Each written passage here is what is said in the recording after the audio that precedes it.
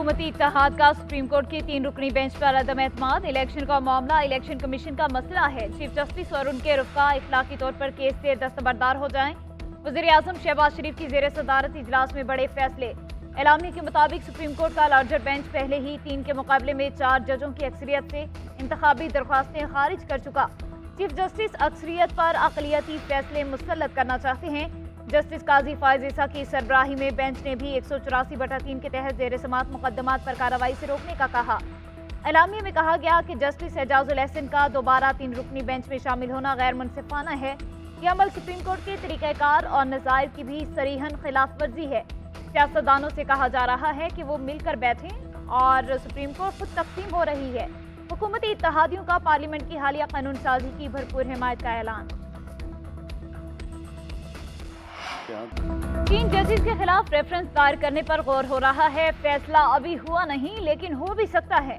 वज़ीर दाखिला राना सनाउल्लाह का इंटरव्यू। कहते हैं इन तीनों जज साहिबान का रिकॉर्ड है कि उन्होंने ज्यादातर फैसले मुस्लिम लीग नून के खिलाफ दिए। अब भी बाज़ाहिर लग रहा है तीनों जज साहिबान हर कीमत पर केस को खुद निपटाने पर बाज़िद हैं।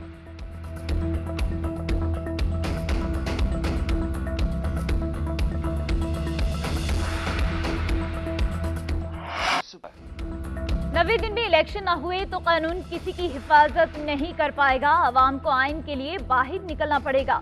हुकूमत का मकसद है मुझे तब तक जेल में रखें जब तक इलेक्शन ना हो। इमरान खान का कौम से खिताब। बोले हुकूमत का सुप्रीम कोर्ट पर प्रेशर डालने का मकसद है इलेक्शन ना हो। ये लोग इलेक्शन से खौफजदा होकर अदलिया पर हमले कर रहे हैं। इन्हीं जज साहिबान ने हमारे खिलाफ फैसला दिया था। मैंने कभी अदलिया पर तनकीद नहीं की। वही अदलिया फैसला देने लगी है तो उन्होंने तनकीद शुरू कर दी। चेयरमैन पीटीआई ने मजीद कहा, ये किस कानून के तहत पंजाब और केपी के असम्बलियां बहाल करेंगे? एस्टेब्लिशमेंट से कोई राबता नहीं। अब सदर आरिफ अलवी भी एस्टेब्लिशमेंट और हमारे दरमियान किसी किस्म का कोई किरदार अदा नहीं कर रहे। जनरल रिटायर्ड बाजवा के खिलाफ एहतसाब फौज के अंदर से होना चाहिए।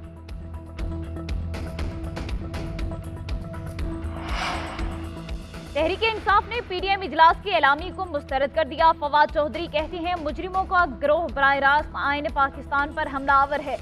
आइन शिकनों और दस्तूर की पामाली के मुर्तकिब फसाइद मुजरिमों के इजलासों एलामियों की कोई हैसियत नहीं। हुकूमत का 3 रुकनी बेंच का फैसला मानने से इनकार। अदलिया और आइन कमजोर करने की तरफ पहला वार करार। शाह महमूद कुरैशी बोले, अगर उसे ना रोका गया तो आइन की हुक्मरानी नहीं रहेगी। तहरीक इंसाफ आइन, चीफ जस्टिस और सुप्रीम कोर्ट के साथ है। वकला तंजीमों को पीटीआई की अदलिया हिमायत तहरीक में शमूलियत की दावत दे दी।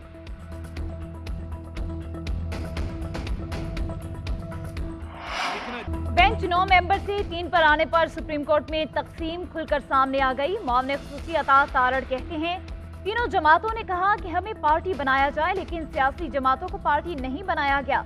सुप्रीम कोर्ट का 3 रुकनी बेंच सियासी जमातों को यह हक नहीं देना चाहता कि वो अपनी बात करें।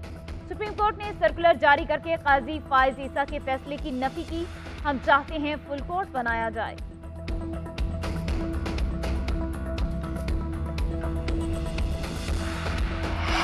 सुप्रीम कोर्ट में 2 सूबों में इंतखाबात पर समाअत पर हुकूमत ने हिकमत अमली तैयार कर ली। जराये के मुताबिक हुकूमत का सुप्रीम कोर्ट में एहतजाज रिकॉर्ड करवाने का फैसला। सुप्रीम कोर्ट से पहले फुल कोर्ट तश्कील देने से मुतालिक इस्तदा की जाएगी। इस्तदा कबूल न हुई तो एहतजाज रिकॉर्ड करवाया जाएगा। एहतजाज के बाद सुप्रीम कोर्ट में समाअत से बाइकआउट का ऑप्शन इस्तेमाल किया जाएगा।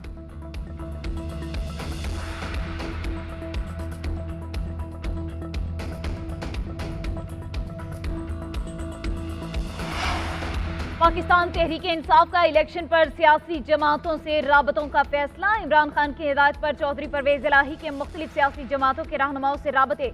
MKM रहनुमाओं खालिद मकबूल सिद्दीकी, मुस्तफ़ा कमाल और वसीम अख्तर को टेलीफोन। सदर पीटीआई की डॉक्टर ताहिरुल कादरी के साहबजादे और खुरम नवाज गंडापुर से भी मुशावरत। असद उमर और एजाज चौधरी की मंसूरा में सिराजुल हक से मुलाकात। शाह महमूद कुरैशी MWM के सरबराह इलामा राजा नासिराबाद से मिले। चौधरी परवेज इलाही कहते हैं नवाज शरीफ के मुतालबे से बिल्ली थैले से बाहर आ गई। साबित हो गया सुप्रीम कोर्ट के खिलाफ साजिश की डोरियां लंदन से हिलाई जा रही हैं। सुप्रीम कोर्ट का हुक्म मानने से इनकार किया तो शहबाज शरीफ तौहीन अदालत के जुर्म में नाअहल होंगे और जेल जाएंगे। इमरान खान साहब पहले तोलें फिर बोलें। निगरान वज़ीर इत्तलात पंजाब का मशवरा। बोले चेयरमैन पीटीआई ने झूठे इल्जामात की लूट से लगा रखी है। خان صاحب تہذیب اور شائستگی کا دامن ہاتھ سے نہ چھوڑیں ورنہ آپ کو آپ کی زبان میں جواب دیا جائے گا۔ عمران خان کی جانب سے وزیر اعلیٰ محسن نقوی کو جرائم پیشہ کہنے پر عامر میر کی مذمت۔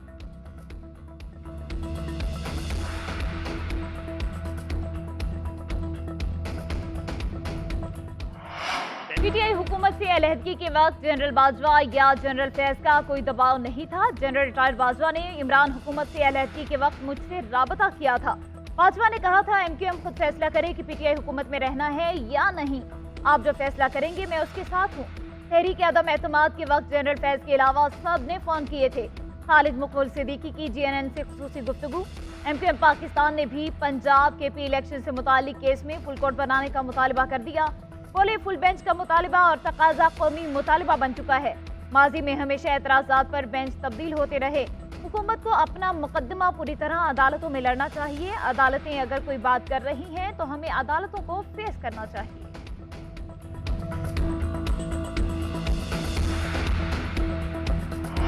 توشہ خانہ میں نیب تحقیقات۔ عمران خان کی اہلیہ بشرا بی بی نے نیب طلبی کے نوٹس چیلنج کر دیے۔ اسلام آباد ہائی کورٹ میں درخواست دائر، نوٹس غیر قانونی قرار دینے کی استدعا۔ درخواست میں موقف اپنایا کہ فیصلہ آنے تک نیب کو تادیبی کارروائی سے روکا جائے۔ اسلام آباد ہائی کورٹ میں درخواست پر سماعت کل ہوگی۔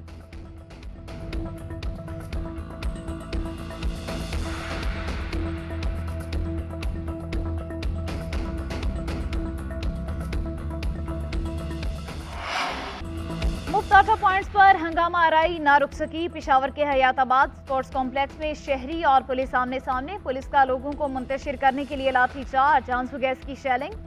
سرگودا میں قطار میں لگا ایک شخص دل کا دورہ پڑنے سے جاں بحق۔ ملتان میں بھگدڑ مچنے سے 10 افراد زخمی۔ شجاع آباد اور فورٹ عباس میں مفت آٹے کے لیے آئے لوگ بے قابو۔ پولیس کو حالات کنٹرول کرنے کے لیے لاٹھی چارج کرنا پڑا۔ خوشاب اور کوٹ ادو میں آٹے کے مراکز بند ہونے پر شہریوں کا احتجاج۔ ظفرآباد میں مفت آٹے کی خرید و فروخت میں ملوث ٹرک ڈرائیور اور ہوٹل مالکان گرفتار۔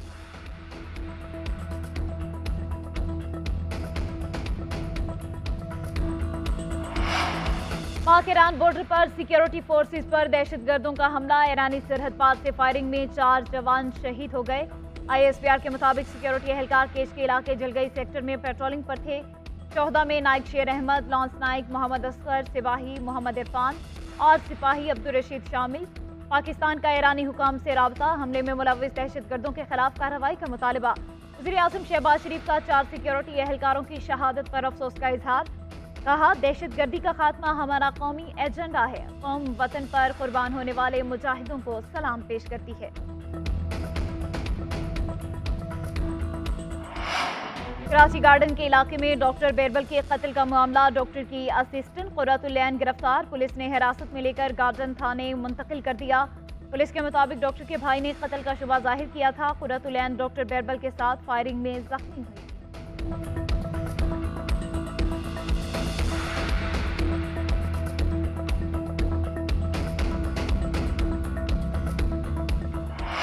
میں مفتی عبدالقیوم کی ٹارگٹ کلنگ کی گتھی سلجھ گئی۔ قتل کے احکامات پولیس انٹیلیجنس افسر محمد عتیق نے دیے۔ اسی کے گھر کے باہر مفتی عبدالقیوم کو قتل کیا گیا۔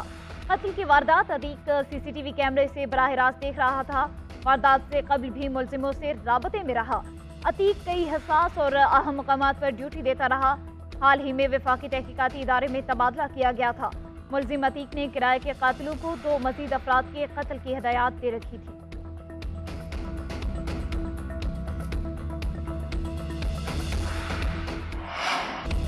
کراچی کے علاقے سائٹ ایریا میں امداد کی تقسیم کے دوران بھگدڑ مچنے سے 12 افراد کی ہلاکت۔ فیکٹری مالک سمیت تمام ملزمان 5 روزہ جسمانی ریمانڈ پر پولیس کے حوالے۔ عدالت میں فیکٹری مالک نے موقف اختیار کیا، میرا کوئی قصور نہیں، انسانی جانوں کے ضیاع پر افسوس ہے۔